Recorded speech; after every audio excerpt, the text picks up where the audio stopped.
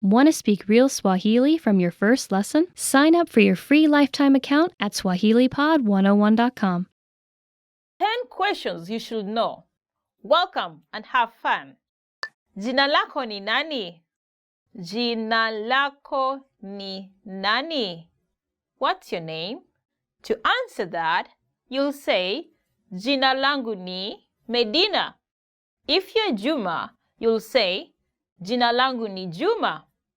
My name is Juma. Uhali gani? Uhali gani? How are you? To answer that, you'll say, Njema, I'm fine. Or fine. Uhali gani fine, I'm fine. Ulizaliwa wapi? Ulizaliwa wapi? Where are you from? To answer that, I'll give the name of my country. Kenya. Ulizaliwa wapi? Kenya. If you're born in the United States, you'll say, America. Ulizaliwa wapi? America. Siku yako ya kuzaliwa ni lini? Siku yako ya kuzaliwa ni lini? When is your birthday? To answer that, you'll say, siku yangu ya kuzaliwa ni Aprili tarehe 3. My birthday is April 3rd. Unaishi wapi? Unaishi wapi? Where do you live? Ninaishi Nairobi. I live in Nairobi. Nairobi is quite a big place. Actually, it's a province in itself. So you won't say you're living in the whole Nairobi. We have to be specific. So if you live in Lang'ata, you will say, Ninaishi Lang'ata. That is when we will assume you're in Nairobi and you're talking within people in Nairobi. They will understand where Lang'ata is. But if you're out of Nairobi, you'll say, Naishi Nairobi Lang'ata, to just be specific. Unafanya kazi wapi? Unafanya kazi wapi? Where do you work? To answer this, you'll say, Jijini Mombasa. Again, Jijini Mombasa. Mombasa is the name of the place. Jijini means town. So if you're working in Kisumu, you'll say, Jijini Kisumu. Just to be specific. I work in Mombasa. I work in Kisumu. Ulijifunza wapi Kiswahili? Ulijifunza wapi Kiswahili? Where did you learn Swahili? For that, you can answer by saying, katika swahilipod101.com. From swahilipod101.com. Je, unapenda chakula cha Kenya? Je, unapenda chakula cha Kenya? Do you like Kenyan food? To answer that, you will say, Ndio, napenda. Yes, I love it. Yes, I like Kenyan food. In Kenya, we have varieties of food, and I'm sure you like it. The most staple food in Kenya is ugali. Ugali is like cornbread. It's made from white flour, white corn flour. It's not very hard. Something like rice, but in the flour form, but cooked. You don't eat the flour, it's cooked. So it's cornbread. Now you eat cornbread with different kinds of stews. You can eat it with bean stew, beef stew, name any kind of stew. And then we also have vegetables. I'm sure you'll like it. Try it out. Umeshawahi kuwa Kenya? Umeshawahi kuwa Kenya? Have you been to Kenya? You can answer this by saying, Hapana, ni mara yangu ya kwanza. No, it's my first time. This is a very common question to tourists who visit Kenya. So be prepared. And it will really sound cool if you can answer in Swahili. Hapana, ni mara yangu ya kwanza. Hii unauza pesa ngapi? Hii unauza pesa ngapi? How much is this? To answer that, you can say, shilingi 10 za Kenya. 10 is the price. So you can keep changing that and say, shilingi 50 za Kenya. 50 shillings, Kenya shillings. This will be a very useful phrase to use when you're going shopping. Of course, I'm sure you're going to buy souvenirs for your family members back in your country. So having this word on your fingertips will be very useful. In this first lesson, you're going to learn how to introduce yourself in Swahili. You learn both an informal and formal way to do it. But unlike many other languages, there is not a very big difference between informal and formal speech in Swahili.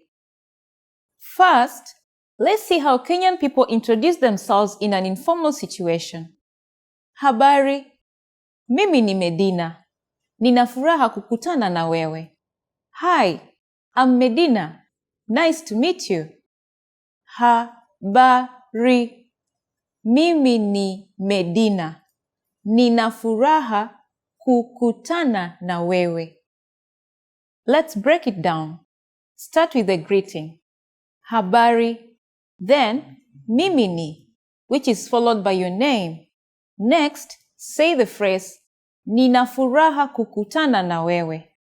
Nice to meet you. Altogether, it is, Habari, mimi ni Medina. Nina furaha kukutana na wewe. And now, let's see the same sentence in formal speech. Shikamoo. Jina langu ni Medina Maraka. Nina furaha kukutana na wewe. Hello, my name is Medina Maraka. Nice to meet you. Shikamoo. Jina langu ni Medina Maraka. Nina furaha kukutana na wewe. In the last lesson, we learned how to introduce ourselves in Swahili. In this lesson, we are going to learn how to use good manners when we thank people. Are you ready? Let's get started. There are several ways to thank someone, but let's start with the easiest. It's just one word. Asante. Asante. As you may have guessed, asante means thank you. When saying thank you very much, you just need to add the word sana. Asante sana. Asante sana. Sana means a lot. So, asante sana is just like saying thank you very much. In the last lesson, we talked about the informal and formal ways of speaking Swahili. But asante will work in both situations, so there's no need to worry. So how do you reply to thank you in Swahili? It's easy. There are two ways of doing it. The main way is to say, karibu. This means you're welcome. Karibu. Literally, this phrase means welcome. The other way to say you're welcome is the expression kamwe. Kamwe. Literally, this phrase means not at all or never mind. You use this when you think that there's no need to be thanked. So it's like saying, don't mention it. So when someone says asante to you, you can simply reply with karibu or kamwe. Now, it's time for Medina's insights. If you're not sure about whether to use asante or asante sana, keeping it simple is always your safest bet. You don't have to worry about formal or informal situations. Asante can be used with just about anyone, anywhere, and at any time. In the last lesson, we learned how to thank people by saying asante. In this lesson, we learned some of the most common greetings used in Kenya. Uko tayari? Are you ready? Tuanze! So let's get started. The most commonly used informal greeting is habari. Habari. Habari means hi or hello. We use it when we meet people. We can use this greeting with friends or relatives, but also with people we don't know. We used this phrase in lesson 1. Do you remember? And do you remember what the formal way of greeting people is? Shikamoo. Shikamoo. Do you also remember that habari can be used both in formal and casual settings? During the evening, we say, habari ya jioni. Habari ya jioni. Jioni is Swahili for evening. So, habari ya jioni means good evening. Habari and habari ya jioni are used when we meet someone, but when we leave, we don't say these greetings again. Instead, when living in both formal and informal situations, Kenyan people say kwaheri.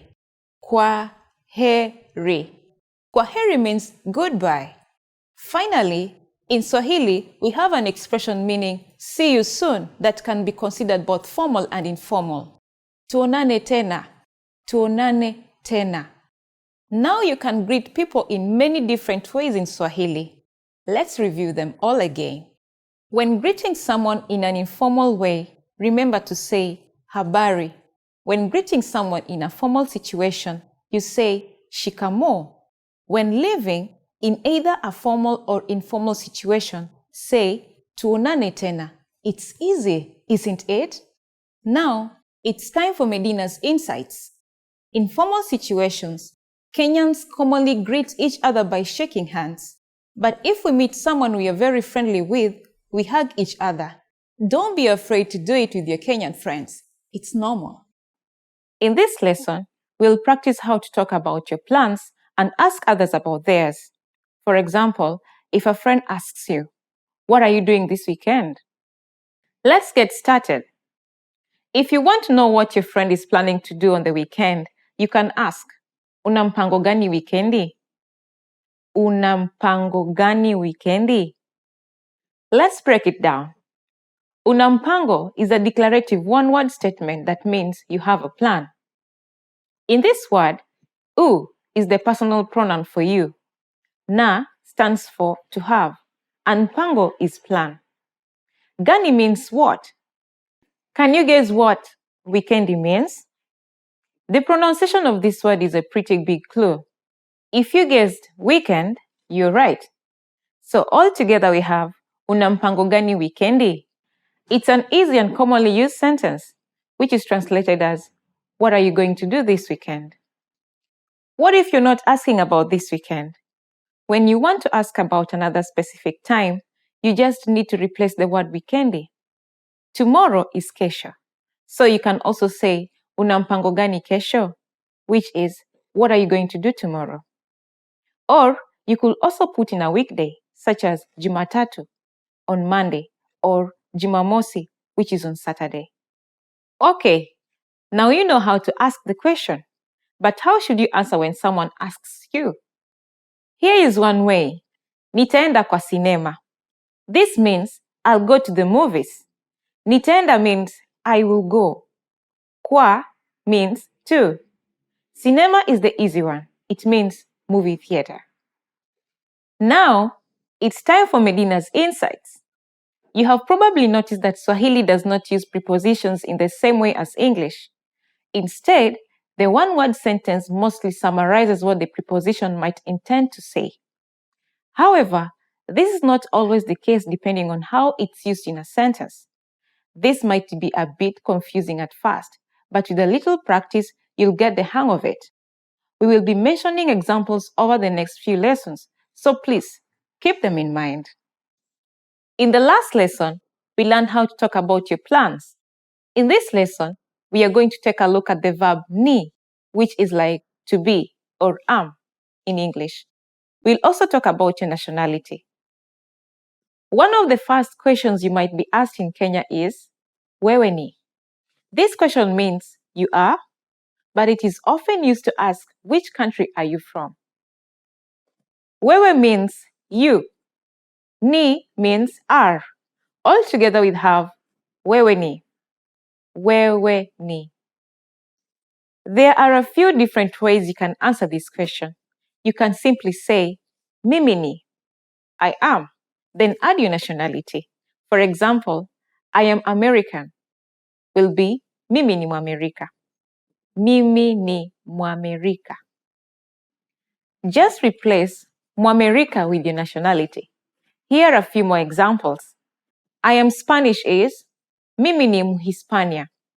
I am Japanese is mimi ni Mjapani. I am Chinese is mimi ni Mchina. I am Swedish is mimi ni Mswidi. I am French is mimi ni Mfaransa. Here is another way you could answer. Start in the same way, then follow with natoka and the name of the country you're from. Here you're telling what country you're from instead of telling your nationality. For example, the word for France in Swahili is Ufaransa. To say you're from France, you will say mimi natoka Ufaransa. Mimi natoka Ufaransa. Here is another one. Australia in Swahili is simply Australia. So to say you're from Australia, you say Mimi natoka Australia. Mimi natoka Australia. To keep the conversation going, you can ask your friend na wewe je, which means how about you? Now, it's time for Medina's insights. Usually, nationality is represented by the letter M, such as Mimi ni Mcanada, I am Canadian. To get the country name itself, you can usually just remove the M. Mimi natoka Canada, I am from Canada. However, this isn't always the case. For example, Mimi ni Mrusi means I am Russian, but I'm from Russia is Mimi natoka Urusi. And I am British will be Mimi ni Mwingereza, but I'm from England will be Mimi natoka Uingereza.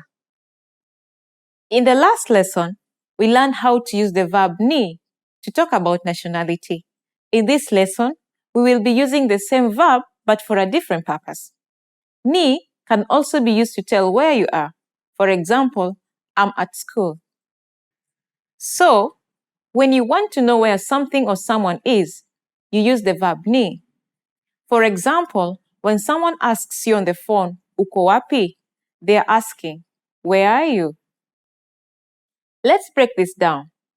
Uko is the conjugated form of ni, meaning you are. Wapi means where, and altogether it's uko wapi? Uko wapi? Answering this question is as easy as asking it. You just say niko, which means I am, and add the place where you are. For example, niko dukani, which is I am at the store. Niko dukani. Now, let's see a few other possible answers with I. I'm in a restaurant will be niko mgahawani. I am on a bus will be niko kwenye basi. Again, the topic of prepositions comes up. When you're talking about your location, you can use ni at the end of the noun. Ni can be used to mean at, in, or on. For example, nyumbani will be translated as in the house or at home. Darasani will mean in class. Usually, ni indicates that the speaker's location is inside, but it may also give the sense of being at a place. Alternatively, we can also use kwenye to indicate location. Kwenye can also be used for both inside and outside. For example, when someone says, niko kwenye nyumba, it will imply that the person is either at the house or in the house. As you may remember, simplicity is best. So using ni, for example, niko nyumbani, instead of niko kwenye nyumba, will be much shorter. Just remember that ni is placed at the end of the noun and that kwenye is placed before the noun. Now, it's time for Medina's insights. When you're talking about locations, you'll hear the verb iko being used. It literally means to be located. So, imagine being in Nairobi and wanting to find a street named Kimathi Street. You can ask a passerby this question. Samahani, barabara ya Kimathi iko wapi? This means, excuse me, where is Kimathi Street located? Want to speak real Swahili from your first lesson? Sign up for your free lifetime account at swahilipod101.com. Habari yako? Mzuri sana. Uko mzima? Niko mzima kabisa, asante. Habari ya asubuhi. Mzuri mwenzangu, lakini nilikuona wapi? Kwa majina naitwa Fatuma Ali. Nami naitwa Mohamed Njoroge. Niko na furaha kukujua. Nimefurahia pia. Nimetumwa na rafiki yako nije nikuone. Haya basi, nikusaidiaje? Asante sana kwa kuja kuniona hospitalini. Karibu sana. Nilivyosikia umejifungua mapacha, niliamua lazima nije. Nashukuru. Nimekuletea zawadi. Zingine za hawa watoto na zingine zako. Asante sana mwenzangu. Nashukuru. Tafadhali, naomba ujue umenikanyaga. Oh, mimi? Ndiyo, kwa vidole za mguu. Pole sana. Habari yako? Mzuri sana. Mna chakula ama kinywaji kilicho tayari? Ndiyo. Nikupakulie nini? Je, mna chai ya maziwa? La, lakini tunayo kahawa ya maziwa. Sawa. Nitakuita baadaye. Nipe muda kidogo. Sawa. First, you'll see an image and hear a question. Next comes a short dialogue. Listen carefully and see if you can answer correctly. We'll show you the answer at the end. Are you ready? Mwanamume na mwanamke wanazungumza. Watafanya nini kwanza? Unataka kufanya nini leo? Nataka kwenda kuona sinema. Sawa. Nataka kuona mchezo wa besiboli kwenye runinga. Pia, nataka kwenda kufanya manunuzi. Mchezo wa besiboli utaanza saa 7 mchana. Sawa. Basi tutazame sinema kwanza, kisha utatazama mchezo wa besiboli. Sawa. Hivyo basi, tutafanya manunuzi jioni. Watafanya nini kwanza?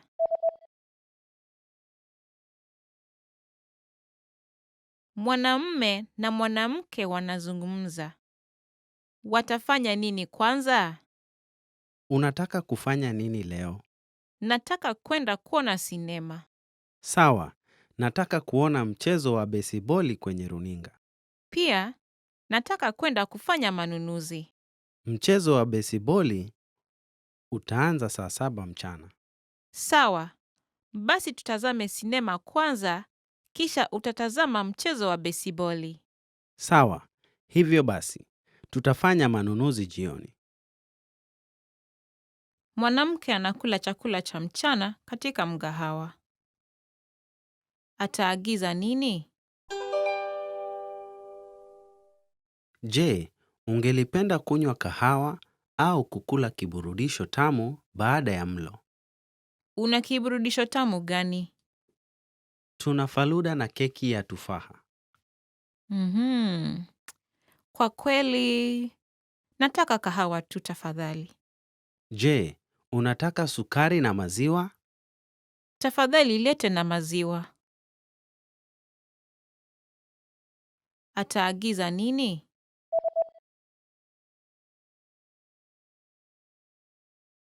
Mwanamke anakula chakula cha mchana katika mgahawa. Ataagiza nini? Je, ungelipenda kunywa kahawa au kukula kiburudisho tamu baada ya mlo? Una kiburudisho tamu gani? Tuna faluda na keki ya tufaha. Kwa kweli, nataka kahawa tu tafadhali. Je, unataka sukari na maziwa?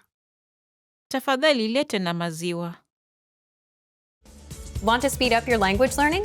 Take your very first lesson with us. You'll start speaking in minutes and master real conversations. Sign up for your free lifetime account. Just click the link in the description.